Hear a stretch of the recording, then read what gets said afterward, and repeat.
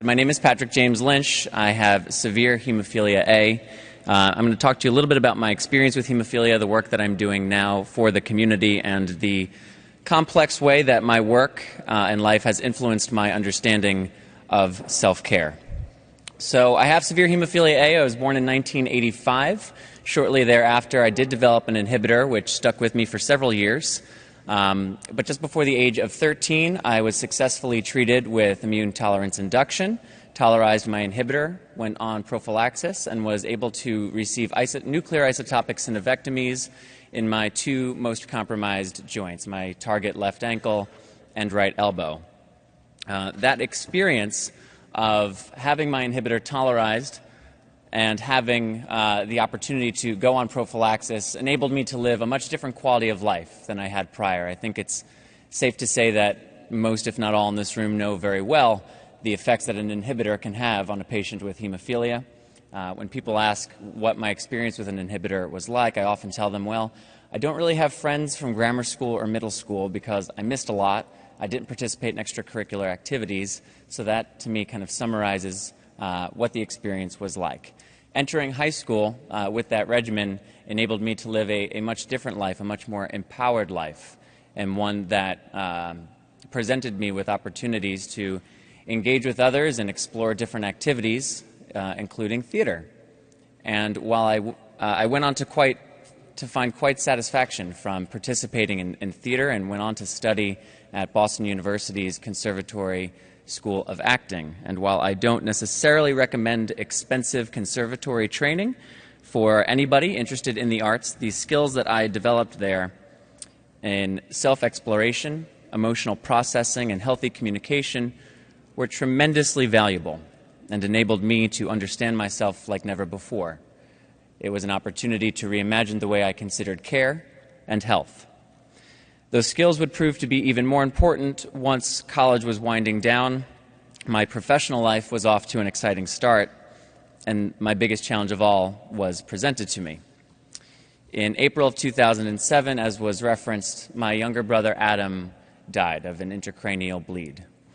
What exactly caused the intracranial bleed, we do not know, but we do know that he had severe hemophilia as well, had fallen off his prophy regimen, and we know that because I cleaned out his dormitory room at college and found his factor in a duffel bag under his bed, shoved against the wall, and barricaded by an assortment of books and other belongings.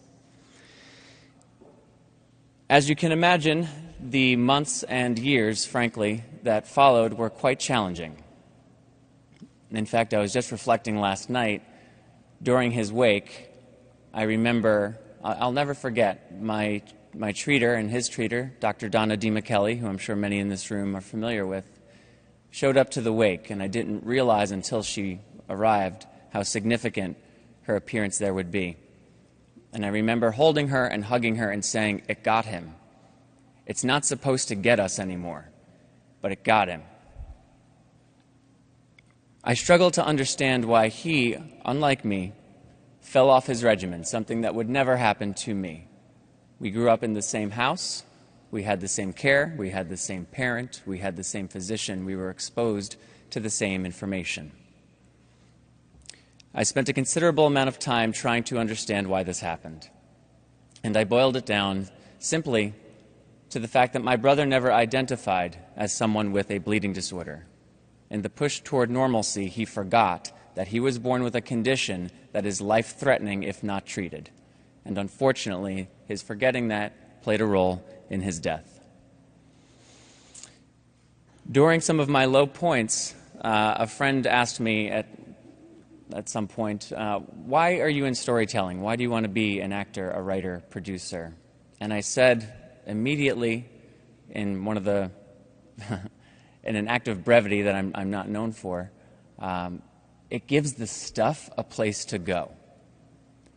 Being able to tell stories, create content, is an opportunity to turn pain into utility. And I needed to find a way to do that with what happened to my brother. And the more I thought about his not having an identity of someone with a bleeding disorder, the more I thought about the ways in which we as a community were engaging young people.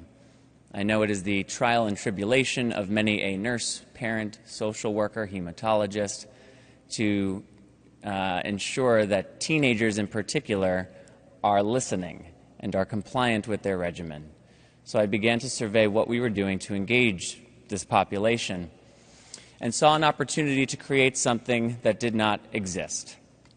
While my brother would not be one to attend a session such as this, or go to a local patient organization meeting or connect with other members of the community through traditional means, he loved comedy, and he loved the internet, as many young people do. So I decided to create comedy on the internet that was about people with bleeding disorders, so that people like my brother would have a chance to engage with material that would help them identify as a person with a bleeding disorder, but in a non-medically intense or non-threatening way.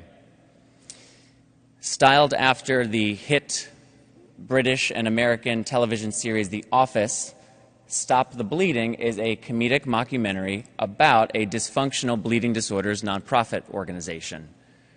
I spent a fair amount of time trying to convince people that this was something worth supporting, and after about a year's effort, was able to find the support necessary to bring that to life. And I'd now like to show you a short video that we refer to as our mini documentary that helps explain this program.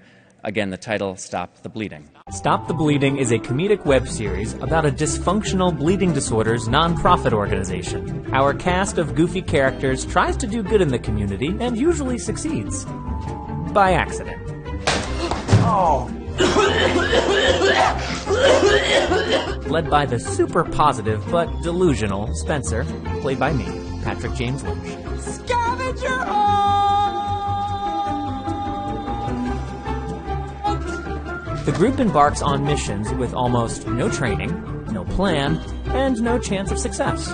But through hustle, goodwill, and tons of luck, they usually accomplish their mission, or a mission. Eureka!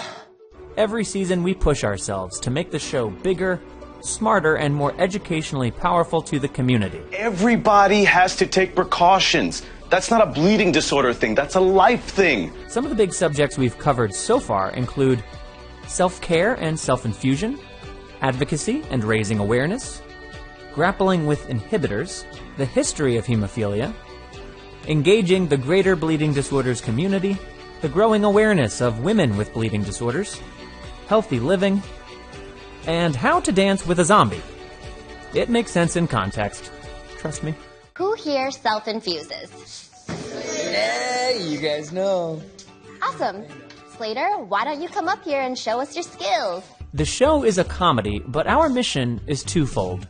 We want to teach young people what it means to have and manage a bleeding disorder, but we really, really want to inspire them just to pay a little more attention. Sure, we have big pratfalls, big production value, big laughs, and educational messages, but we believe there's just as much value in getting young people to lean in, to think hemophilia can be funny, or cool, and even uplifting. There it is! There it is, bro! We're over here! Over here! We want to replace stigma and fear with education and empowerment through entertaining content. And the community has responded like crazy, and we have been honored to receive major awards from both NHF and HFA for the show. You can find the show on YouTube, Facebook, and on its very own website, stbhemo.com. All 29 episodes are free and always will be. So come check it out. And if you like it, hey, share it with a friend or two.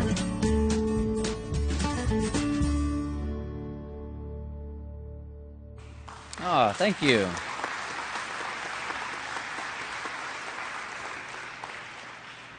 I should mention my disclosures slide wasn't in my deck. I don't have any particularly that pertain to this presentation, but I should mention that Baxalta is the company that makes Stop the Bleeding possible.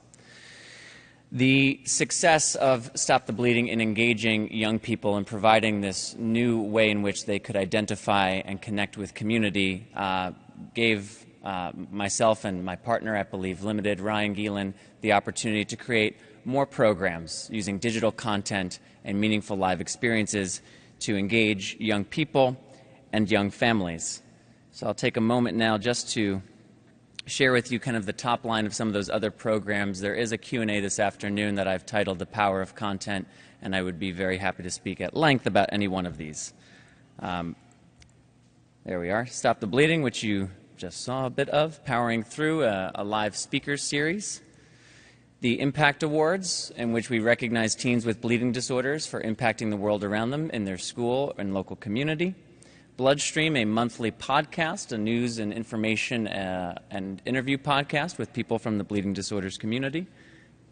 Helping Hanny, a 3-part claymation series that we did in conjunction with Dr. Jacqueline Lefkowitz on the psychosocial implications of having a bleeding disorder as a young girl. Believe Limited, my company's also worked with the National Hemophilia Foundation on creating content for some of their initiatives, including the Better You Know campaign, attempting to reach out to women who may have symptoms and have a bleeding disorder. We've created a number of videos for that series, as well as having created an award-winning video on the value of the integrated care model in conjunction with the National Hemophilia Foundation. For those who were here for the opening session, there was a video shown at the very beginning from Senegal describing the humanitarian aid program through the eyes of Senegal. Believe Limited was responsible for the filming of that video and for a series of videos that came from that trip that we took with the World Federation to Senegal last fall, a series that we've titled the Treatment for All series. I should mention, I meant to earlier, but I will now, in that Stop the Bleeding documentary, you saw a lot of footage from our season at summer camp. This past season, we wanted to emphasize the value of summer camp and family camp for young people and families with hemophilia. And as this is a self-care talk, I should mention that when I first learned to self-infuse, like many in the community, it occurred at summer camp. But I did not go to a hemophilia camp, which here in the United States is often the place where children learn to self-infuse. I went to a camp for a diverse population of children with different chronic critical illnesses. So there wasn't the same emphasis on self-infusion there. And I mentioned that because I have to admit I was not a superstar when it came to self-infusion. It took me quite a while to get around to that practice. And when I was at camp at 13 or 14 years old, I had a number of the nurses ask me one day, "Do you mind if we come to your infusion this afternoon?" And I said, "Sure, that's fine." I didn't mind. I never mind when I was at the doctor if there was a fellow or a med student. I didn't care if people watched. But when I showed up for the infusion that afternoon, there was a semicircle of nurses that were sitting in front of a table that had a pad down with factor and the reconstitution device, needle, syringe, tourniquet, and no people on that side of the room. And that is when I realized, oh, they think I do this myself. But as I was 13 or 14 at that time, I think I felt a little embarrassed and not want to disappoint people. I decided, well, good a time as any. So I attempted my first self-infusion. It did not go successfully. And when one of the nurses asked if I would like some assistance, I said, yes, I would very much so like some assistance. I actually had the opportunity recently to chat with a mutual friend of the counselor who brought me down that afternoon, who, of course, as soon as we had left the body shop, as it was called, the clinic at the camp, I said, "Charlotte, I've never done that before." And she had a minor panic attack, and now as a counselor and volunteer at camps, I can understand why. She's now working in the healthcare industry and uses that story when talking about the importance of self-care and independence with living with a chronic condition, I think as an example of where not to get to by age 13 or 14. So through these programs, my journey and understanding of self-care, like many, I'm sure, in this room, has evolved. I no longer consider it simply self-infusing, stretching and strengthening, and maintaining a well-rounded diet. Nor is it enough for me to understand trough levels, insurance policies, and legal rights. For me, self-care is now the unique application of my gifts and skills for the betterment of this community. I am compelled to do the work I do in the memory of my brother in order to make sense of losing him,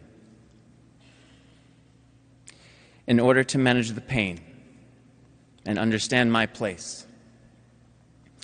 More than utility, that is empowerment, and that is now my baseline for self-care. I want to go back to this slide here and talk for a moment about the man featured in this photo, a man named Mathieu, who I had the opportunity to speak with while in Senegal. He had spoken up during the delegation's formal round table, and when the group was breaking up for a casual mix and mingle, I went over to him and asked if he wouldn't mind sitting that out to speak with us instead. I was aware that there was food and such in the next room. I did not know anything about this man's life. I did not know how important that might be to him. But when I asked, he said in French, "There are donuts in the next room, but those will be gone in a few hours. This will last forever." And so he spoke with me for about 30 or 40 minutes through translation from Vanessa Herrick of the World Federation, again in French. Mathieu shared elegantly what his life was like and what the life of many community members living in Senegal and to extrapolate in the greater developing world is like. He described the death of his 5-year-old son, who was never diagnosed with a bleeding disorder, and he was present at this meeting with his 2-year-old son, who had only been diagnosed a few months prior. He shared feelings of guilt and remorse over his son's death, and that he felt as though he could have done more to try to find out what was going on and perhaps have prevented his son's death.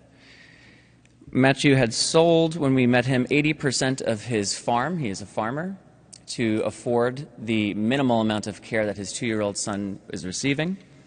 He also lives with polio. But he spoke with grace and understanding, and as we were wrapping up our interview and the group from the next room was about to join us, there was one thing in particular that I, as someone from very far away living a much different life, felt I had to say to Mathieu before we parted, and I would like to share that moment with you now.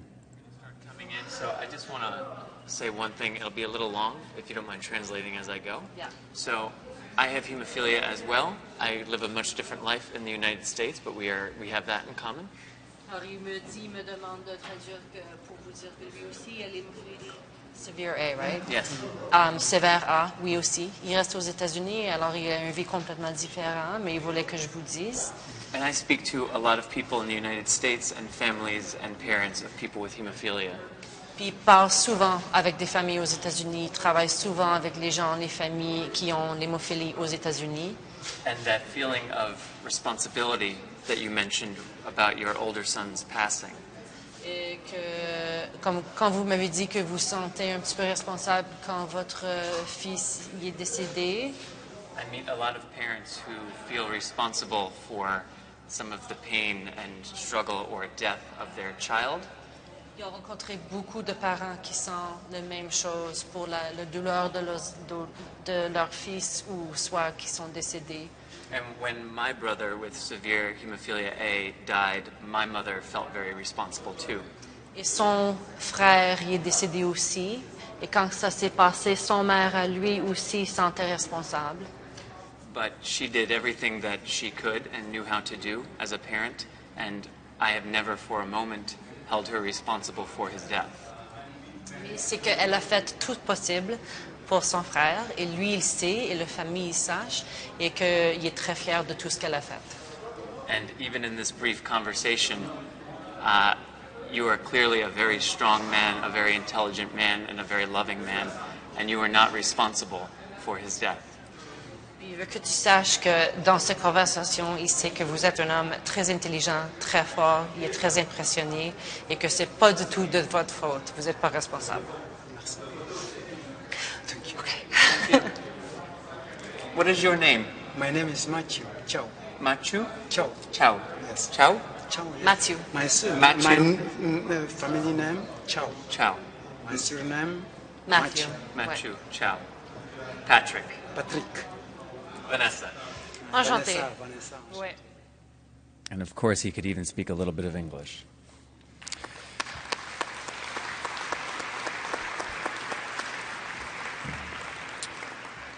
I would strongly encourage everyone here to take a look at treatmentforall.org to see other videos from that series. I believe very strongly in the power of content, and it is my intention to continue creating content like that that makes it impossible for anyone not to know what is going on with our community in the developing world. I have every intention of continuing my self-care practice that now includes creating meaningful content and experiences for and about this community, but I acknowledge that I have the luxury of a privileged definition of self-care, a luxury not shared by the vast majority of our community, 75%. The privileged amongst us, most of whom enjoy this privilege by the random fortune of birth, location, we belong to healthcare systems from which we benefit greatly.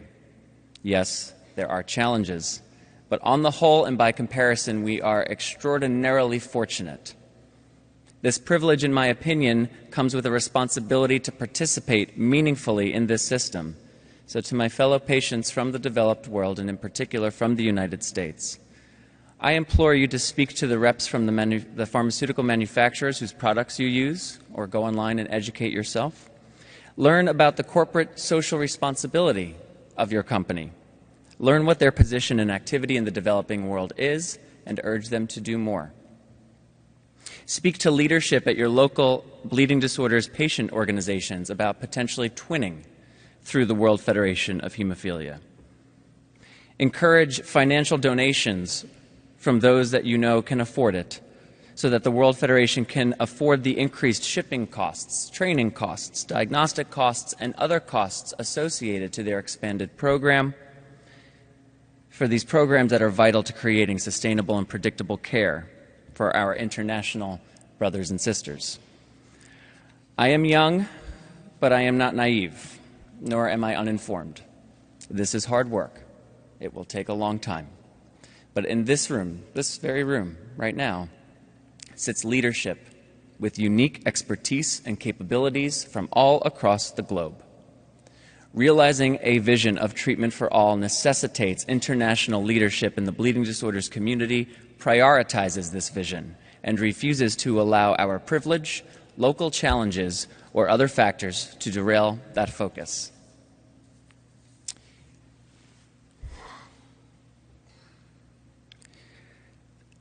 I miss my brother.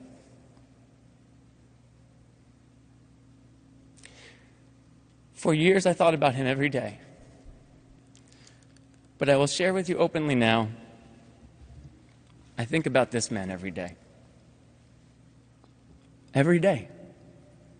Losing his 5-year-old to uncontrolled bleeding, selling most of his means and ways to pay for a minimal amount of care for the 2-year-old that he hopes to keep and see into adulthood.